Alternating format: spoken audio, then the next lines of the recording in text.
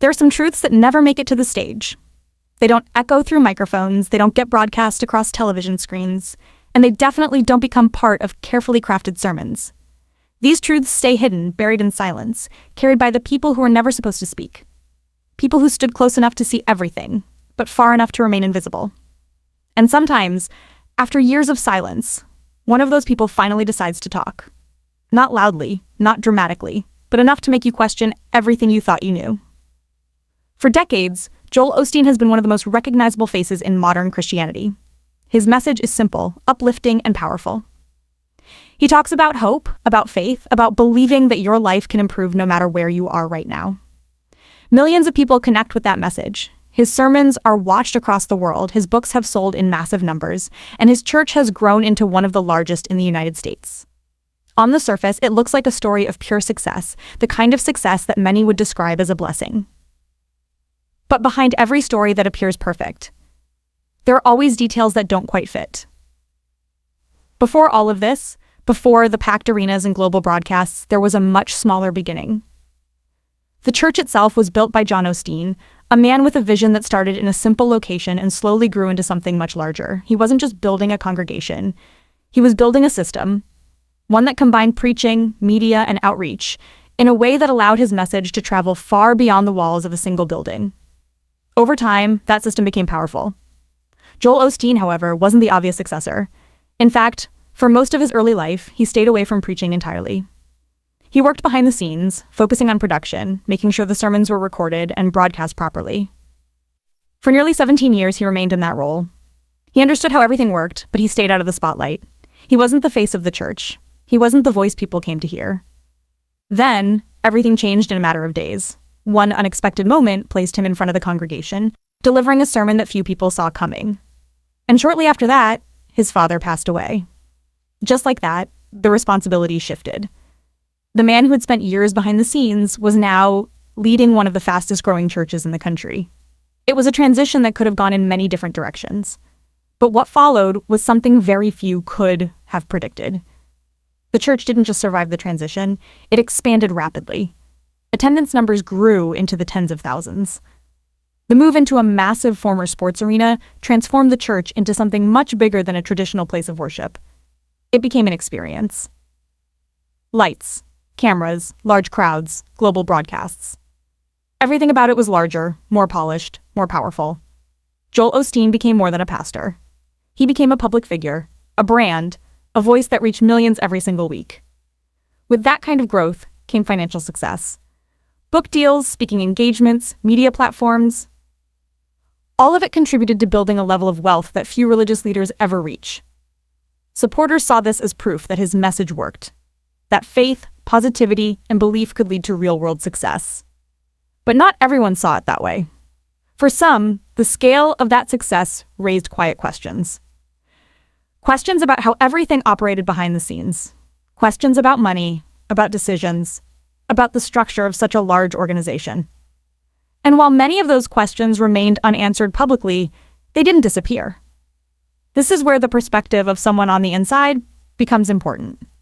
According to someone who worked closely within that environment, the level of security surrounding Joel Osteen was something that stood out immediately. It wasn't what you would expect from a typical pastor. It wasn't just about managing crowds or ensuring safety during events. It was constant, controlled, carefully organized. There were layers to it. Protocols that had to be followed. Access that was limited in ways most people would never notice.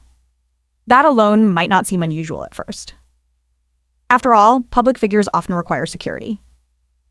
But when combined with other details, it begins to feel different. Because security doesn't just protect a person. It protects an environment.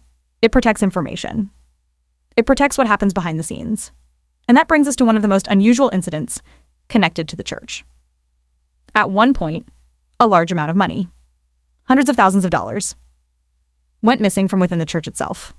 Not from outside, not from some distant location, but from inside. The situation didn't have a clear explanation. There was no immediate resolution. No obvious suspect. It simply became one of those cases that linger, unanswered. Years later, something unexpected happened. During routine maintenance work inside the building, a worker discovered something hidden inside a wall. Envelopes. Filled with cash and checks. Some of it connected directly to the money that had gone missing years before. It was the kind of discovery that sounds almost unreal. Money hidden away, untouched for years. In a place that people walked past every single day. But the discovery didn't solve the mystery. If anything, it made it deeper. Who put the money there? Why hide it in such a strange location? And perhaps the most unsettling part, why did no one ever come back for it? These questions remain unanswered, and they continue to fuel speculation. Because in situations like this, the absence of answers often speaks louder than the answers themselves. At the same time, public perception of Joel Osteen has faced challenges in other ways. Moments of crisis tend to reveal how people and organizations respond under pressure. And during one major disaster that affected Houston, expectations were incredibly high. People were looking for help, for leadership, for immediate action. When responses didn't align with those expectations, criticism followed quickly. In today's world, perception can change in an instant. Social media amplifies every decision, every delay, every statement. And once criticism gains momentum, it becomes difficult to control the narrative. Even if explanations are given later, the initial impression often stays with people. What makes this situation more complex is that there isn't a single defining moment. Instead, it's a collection of events, a series of questions that continue to build over time. Some people remain loyal supporters, believing fully in the message and the mission. Others become more skeptical, looking at the same story from a completely different angle. And then there are those who stand somewhere in the middle, unsure of what to believe. The voice from the inside doesn't necessarily provide clear answers. It doesn't confirm every suspicion or explain every mystery. Instead, it adds another layer to the story. A layer that comes from proximity rather than distance. From observation rather than assumption. Because sometimes, the most important detail isn't what is said directly, it's what is implied. The idea that there might be more happening behind the scenes than what is visible on the surface is enough to change how people see everything. It doesn't require proof to create doubt. It only requires the possibility that the full story hasn't been told. And that's where this story leaves us, not with a clear conclusion, not with a final answer, but with a question that continues to linger. Is the image that millions of people see every week the complete reality? Or is it only one part of a much larger picture? A picture that very few people have ever truly seen?